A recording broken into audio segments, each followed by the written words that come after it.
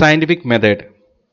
Scientific investigation അല്ലെങ്കിൽ research scientific curiosity ഉള്ള ഒരു ഇൻഡിവിജ്വൽ എങ്ങനെയാണ് ക്യാരി ഔട്ട് ചെയ്യുന്നത് എന്നുള്ളതാണ് സയൻറ്റിഫിക് മെത്തേഡ് കൊണ്ട് ഉദ്ദേശിക്കുന്നത്.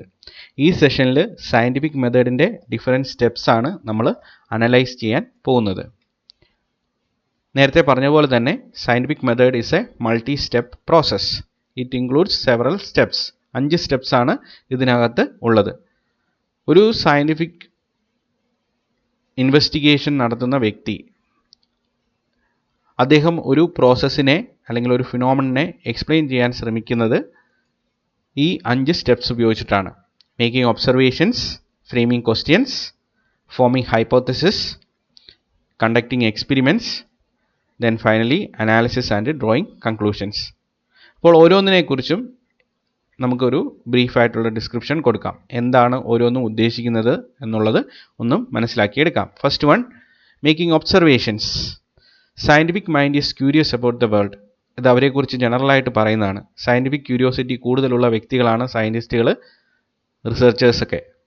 അപ്പോൾ അങ്ങനെയുള്ള ആൾക്കാർ സാധാരണ മനുഷ്യർ ഇഗ്നോർ ചെയ്യുന്ന പലതരത്തിലുള്ള പ്രതിഭാസങ്ങളെയും പ്രോസസ്സുകളെയൊക്കെ വളരെ ക്യൂരിയസ് ആയിട്ട്, വളരെ കെയർഫുള്ളായിട്ട്, വളരെ ഡീപ്പായിട്ട്, സൂക്ഷ്മമായിട്ട് അവർ ഒബ്സർവ് ചെയ്യും.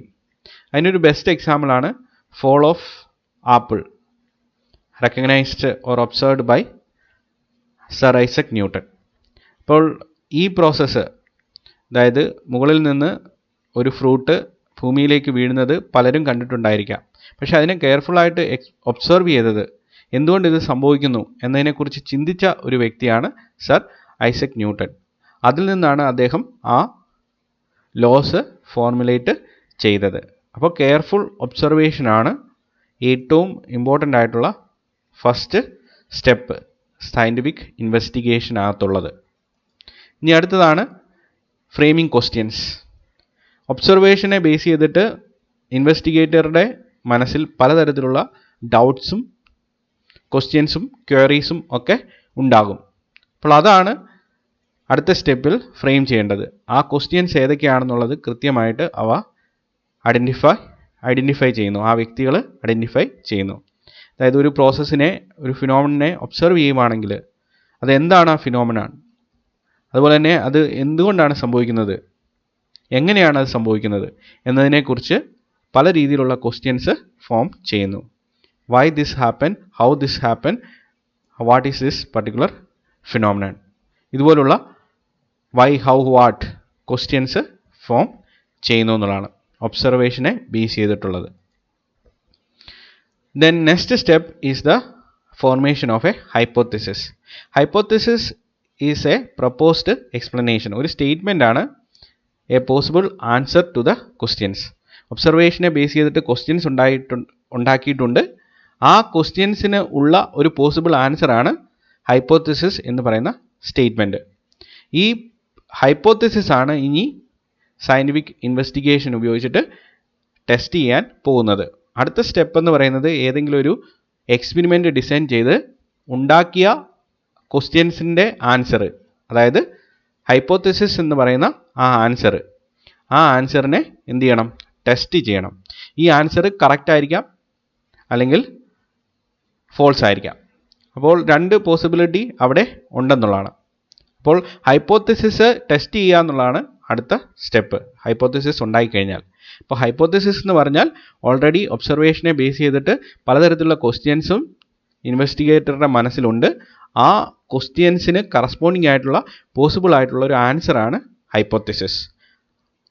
അപ്പോൾ അത് കൃത്യമായിട്ട് 100% ആക്യുറേറ്റ് ആവണമെന്ന് നിർബന്ധമൊന്നുമില്ല. ആ ആൻസർ എന്ന് പറയുന്നത്, ആ ആൻസർ അല്ലെങ്കിൽ ക്വസ്റ്റ്യൻസിൻ്റെ ആൻസർ പ്രോപ്പറായിട്ട് കിട്ടുന്നത് സയൻറ്റിഫിക് ഇൻവെസ്റ്റിഗേഷൻ കംപ്ലീറ്റ് ചെയ്യുമ്പോഴാണ്. അപ്പോൾ സയൻറ്റിഫിക് ഇൻവെസ്റ്റിഗേഷൻ ഫർദർ പ്രൊസീഡ് ചെയ്യാൻ വേണ്ടിയിട്ട്, അടുത്ത സ്റ്റെപ്പിലേക്ക് പോകാൻ വേണ്ടിയിട്ട് ഹൈപ്പോത്തിസിസ് ഉണ്ടായിരിക്കണം എന്നുള്ളത് നിർബന്ധമാണ്. Then conducting experiments. ഹൈപ്പോത്തിസിസ് ഉണ്ടായിക്കഴിഞ്ഞാൽ, once there is a hypothesis, that hypothesis should be tested using or conducting different types of experiments. Hypothesis is tested by conducting carefully designed and controlled experiments. അപ്പോൾ പലതരത്തിലുള്ള carefully designed ആയിട്ടുള്ള വളരെ controlled എൻവയോൺമെൻറ്റിൽ നടക്കുന്ന experiments ഉപയോഗിച്ചിട്ട് ഹൈപ്പോത്തസിസിനെ test ചെയ്യുന്നു. It is use to prove the hypothesis right or wrong. ഹൈപ്പോത്തസിസ് ശരിയാണോ തെറ്റാണോ എന്ന് അറിയാൻ വേണ്ടിയിട്ടാണ്, ആ ക്ലാരിറ്റി കിട്ടാൻ വേണ്ടിയിട്ടാണ് എക്സ്പെരിമെൻറ്റ്സ് കണ്ടക്ട് ചെയ്യുന്നത്. ഇനി അടുത്ത സ്റ്റെപ്പാണ് analysis and drawing conclusion. The results of the experiments are analysed and conclusions are drawn from it.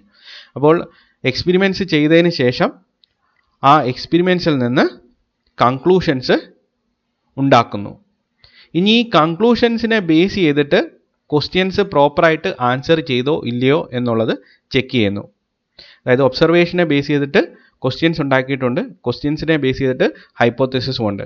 അപ്പോൾ കൺക്ലൂഷനെ ബേസ് ചെയ്തിട്ട് ഫൈനലി ഹൈപ്പോത്തസിസ് കറക്റ്റ് ആണോ അല്ലയോ എന്നുള്ളത് ടെസ്റ്റ് ചെയ്യുന്നു. The conclusions prove or disprove the hypothesis.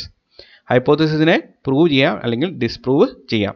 ഹൈപ്പോത്തസിസിനെ പ്രൂവ് ചെയ്യുന്നതെന്ന് വിചാരിക്കുക. അതായത് കൺക്ലൂഷൻസ് ഹൈപ്പോത്തസിസ് ഏതാണോ സ്റ്റേറ്റ്മെൻറ്റ് ഉണ്ടാക്കിയിരിക്കുന്നത് ആ ഹൈപ്പോത്തസിസിനെ അതേപോലെ തന്നെ പ്രൂവ് ചെയ്യുന്നതാണ്, അല്ലെങ്കിൽ ഹൈപ്പോത്തസിസ് ശരിയാണെന്ന് പറയുന്നത് ആണ് കൺക്ലൂഷൻസ് എന്ന് വിചാരിക്കുക. അങ്ങനെ വരുമ്പോഴേക്കിന് നമ്മുടെ ക്വസ്റ്റ്യൻസ്, ആദ്യമേ ഉണ്ടായിരുന്ന ആ ക്വസ്റ്റ്യൻസ് എല്ലാം ആൻസർ ചെയ്യപ്പെട്ടു. ഇനി ഹൈപ്പോത്തസിസ് ഡിസ്പ്രൂവ് ചെയ്യപ്പെടുകയാണ് ചെയ്തതെങ്കിൽ അതിൻ്റെ അർത്ഥം നമുക്ക് ആദ്യമേ ഒബ്സർവേഷനെ ബേസ് ചെയ്തിട്ടുണ്ടായിരുന്ന ക്വസ്റ്റ്യൻസ് എല്ലാം അൺആൻസേർഡ് ആയിട്ട് ഇരിക്കുകയാണ്. അതിൻ്റെ അർത്ഥം എന്ത് ചെയ്യണം? ഇനി വേറെ ഹൈപ്പോത്തസിസ് ഉണ്ടാക്കണം, വേറെ രീതിയിൽ എക്സ്പെരിമെൻറ്റ്സ് ഡിസൈൻ ചെയ്യണം, എന്നിട്ട് റിപ്പീറ്റ് ചെയ്യണം, പുതിയ കൺക്ലൂഷൻസ് വരണം. ആ കൺക്ലൂഷനെ ബേസ് ചെയ്തിട്ട് എഗെയിൻ ഹൈപ്പോത്തസിസ്, പുതുതായിട്ടുണ്ടാക്കിയ ഹൈപ്പോത്തസിസ് ശരിയാണോ തെറ്റാണോ എന്നുള്ളത് ചെക്ക് ചെയ്യണം. ഇവിടെ ഇത്രേ ഉദ്ദേശിക്കുന്നുള്ളൂ. അനാലിസിസിനെ ബേസ് ചെയ്തിട്ട് കൺക്ലൂഷൻസ് ഉണ്ടാകും.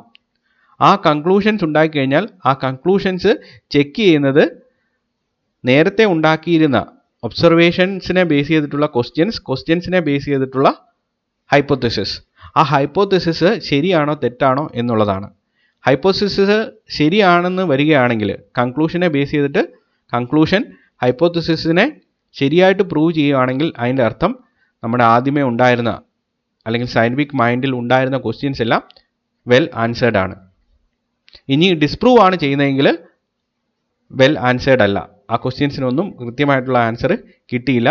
അതിൻ്റെ അർത്ഥം പുതിയ ഹൈപ്പോത്തസിസ് ഉണ്ടാക്കണം, പുതിയ എക്സ്പെരിമെൻറ്റ് ഡിസൈൻ ചെയ്യണം, ഈ പ്രോസസ്സ് റിപ്പീറ്റ് ചെയ്ത് പുതിയ കൺക്ലൂഷനിലേക്ക് എത്തണം.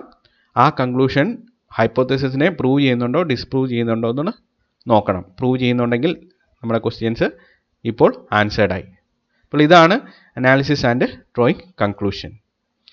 ഇതിനെ ബേസ് ചെയ്തിട്ട്, കൺക്ലൂഷനെ ബേസ് ചെയ്തിട്ട് അവസാനം ക്വസ്റ്റ്യൻസ് ആൻസർ ചെയ്തിട്ടുണ്ടെങ്കിൽ ലോസും തിയറീസും ഫോർമുലേറ്റ് ചെയ്യപ്പെടുന്നു. ലോസ് എന്ന് പറയുന്നത് ഒരു ബ്രീഫായിട്ട് ഏതെങ്കിലും ഒരു പ്രോസസ് ഫിനോമിനൺ അതിനെക്കുറിച്ചിട്ടുള്ള എക്സ്പ്ലനേഷനാണ് വിത്തൗട്ട് എനി ലോജിക്കൽ റീസണിങ്. പക്ഷേ തിയറീസ് അങ്ങനെയല്ല, അവിടെ ഒരു ഡിസ്ക്രിപ്ഷനും ഉണ്ട്, അതുപോലെ തന്നെ ലോജിക്കലായിട്ടുള്ള റീസണിങ്ങും ഉണ്ട്. അപ്പോൾ ഇവിടെ ലോസും തിയറീസും ഒക്കെ ഫൈനലായിട്ട് കൺക്ലൂഷനെ ബേസ് ചെയ്തിട്ട് ഫോർമുലേറ്റ് ചെയ്യാൻ സാധിക്കും.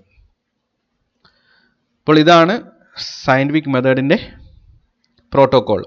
Observation, framing questions, making hypothesis, then testing the hypothesis by conducting different types of experiments, then analysis and drawing conclusions.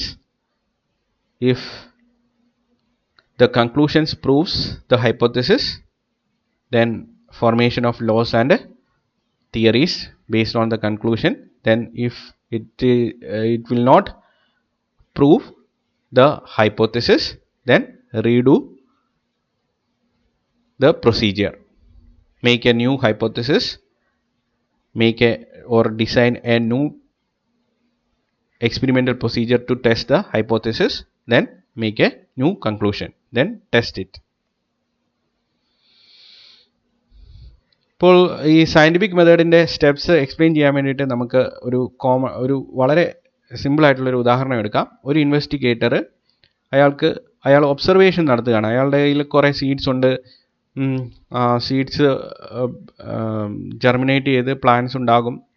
Soil അതിന് വേണ്ടിയിട്ടുള്ള നെസസറി കണ്ടീഷൻസ് എല്ലാം പ്രൊവൈഡ് ചെയ്യും. ഇതുപോലുള്ള ഒബ്സർവേഷൻസ് എല്ലാം അദ്ദേഹം ഉണ്ടാക്കി വെച്ചിട്ടുണ്ട്. അതുപോലെ തന്നെ സീഡ്സിൻ്റെ ജെർമിനേഷനും അതുപോലെ തന്നെ പ്ലാന്റിൻ്റെ ഗ്രോത്തിനെയും ഒക്കെ പല രീതിയിലുള്ള ഫാക്ടേഴ്സ് പ്രൊമോട്ട് ചെയ്യും. ഇതുപോലുള്ള കാര്യങ്ങളെല്ലാം അദ്ദേഹത്തിന് അറിയാം. ഇനി അദ്ദേഹം ഈ ഒബ്സർവേഷനെ ബേസ് ചെയ്തിട്ട് അദ്ദേഹത്തിൻ്റെ മനസ്സിൽ ഒരു വളരെ ക്യൂരിയസ് ആയിട്ടുള്ള ഒരു ക്വസ്റ്റ്യൻ വരികയാണ്. Which type of fertiliser works the best? പലതരത്തിലുള്ള ഫെർട്ടിലൈസേഴ്സ് ഉണ്ട്. Chemical fertilisers, biological fertilisers, then mixed fertilisers. ഇതിനകത്ത് ഏത് കാറ്റഗറിയാണ് ഏറ്റവും കൂടുതൽ എഫക്റ്റീവ് ആവുന്നത്, പ്ലാന്റ് ഗ്രോത്തിനെ പ്രൊമോട്ട് ചെയ്യുന്നത് ഏതാണ് എന്നുള്ളത് അദ്ദേഹം കണ്ടുപിടിക്കാൻ പോവുകയാണ്. അപ്പോൾ അദ്ദേഹം ഈ പ്ലാന്റ്സിനെ ഒബ്സർവ് ചെയ്തു. അതിനുശേഷം അദ്ദേഹത്തിൻ്റെ ഉള്ളിലുണ്ടായ ക്വസ്റ്റ്യൻ എന്ന് പറയുന്നത് which type of fertiliser works the best. ഇനി അദ്ദേഹം പല രീതിയിലുള്ള ഫെർട്ടിലൈസറിനെ ബേസ് ചെയ്തിട്ട് അദ്ദേഹം ഒരു സ്റ്റേറ്റ്മെൻറ്റ് ഉണ്ടാക്കുകയാണ്, ഒരു ഹൈപ്പോത്തസിസ് ഉണ്ടാക്കിയാണ്. Plants grown with fertiliser A will grow the fastest. അതായത് എ എന്ന് പറയുന്ന ബ്രാൻഡ് അല്ലെങ്കിൽ കാറ്റഗറി ഫെർട്ടിലൈസർ കൊണ്ടാണ് പ്ലാന്റ്സിൻ്റെ ഗ്രോത്ത് വളരെയധികം പ്രൊമോട്ടഡ് ആകുന്നത്. അപ്പോൾ ഇതാണ് അദ്ദേഹത്തിൻ്റെ ഹൈപ്പോത്തസിസ്. ആ ഹൈപ്പോത്തസിസിനെ ടെസ്റ്റ് ചെയ്യാൻ വേണ്ടിയിട്ട് അദ്ദേഹം ഒരു എക്സ്പെരിമെൻറ്റ് കണ്ടക്ട് ചെയ്യുകയാണ്. 3 പ്ലാന്റ്സ് എടുക്കുന്നു, സെയിം കാറ്റഗറിയിലുള്ള പ്ലാന്റ്സ്. ആ പ്ലാന്റ്സിന് ഈ 3 ഫെർട്ടിലൈസേഴ്സ് കൊടുക്കുകയാണ്. അതുപോലെ തന്നെ ഒരു കൺട്രോൾ പ്ലാന്റും വെക്കുന്നു. അതിനകത്ത് ഈ പറഞ്ഞ 3 ഫെർട്ടിലൈസറും ആഡ് ചെയ്യുന്നില്ല. പിന്നീട് അദ്ദേഹം എന്ത് ചെയ്യുന്നു? കുറേ കാലങ്ങൾക്ക് ശേഷം, വളരെ കൃത്യമായിട്ടുള്ള കാലയളവിന് ശേഷം അദ്ദേഹം ഈ പ്ലാന്റ്സിൻ്റെ ഗ്രോത്ത് അനലൈസ് ചെയ്യുന്നു. അനലൈസ് ചെയ്യുമ്പോഴേക്കിന് അദ്ദേഹത്തിന് മനസ്സിലാകുന്ന കാര്യം എ എന്ന് പറയുന്ന ആ പർട്ടിക്കുലർ ഫെർട്ടിലൈസർ ഉപയോഗിച്ചിട്ടുള്ള പ്ലാന്റിലാണ് ഗ്രോത്ത് വളരെയധികം പ്രൊമോട്ടഡ് ആയിരിക്കുന്നത്. അപ്പോൾ അദ്ദേഹത്തിൻ്റെ ഹൈപ്പോത്തസിസ് ഇവിടെ പ്രൂവ് ചെയ്തിരിക്കുകയാണ്. അദ്ദേഹത്തിൻ്റെ ക്വസ്റ്റ്യൻസ് എല്ലാം ഇവിടെ ആൻസർ ചെയ്തിരിക്കുകയാണ്. Which type of fertiliser works the best? Plants grown with fertiliser A will grow the fastest. അതാണ് അദ്ദേഹത്തിൻ്റെ ഹൈപ്പോത്തസിസ്. ആ ഹൈപ്പോത്തസിസ് ഇവിടെ പ്രൂവ് ചെയ്തിരിക്കുകയാണ്. അപ്പോൾ ഇതിൽ നിന്ന് അദ്ദേഹത്തിൻ്റെ ക്വസ്റ്റ്യനുള്ള ആൻസർ അദ്ദേഹത്തിന് കിട്ടിയിരിക്കുകയാണ്. അപ്പോൾ ഈ രീതിയിലാണ് സയൻറ്റിഫിക് മെത്തേഡ് വർക്ക് ചെയ്യുന്നത്. ഇതുപോലുള്ള സിമിലർ ആയിട്ടുള്ള എക്സാമ്പിൾസൊക്കെ നമുക്ക് പല മേഖലകളിൽ നിന്നും സൈറ്റ് ചെയ്യാൻ സാധിക്കും. അപ്പോൾ നിങ്ങളൊരു റിസർച്ച് ചെയ്യുമ്പോൾ, ഒരു പ്രൊജക്റ്റ് ചെയ്യുമ്പോൾ ഈ രീതിയിലാണ് ആ ഇൻവെസ്റ്റിഗേഷൻ പോകേണ്ടത്.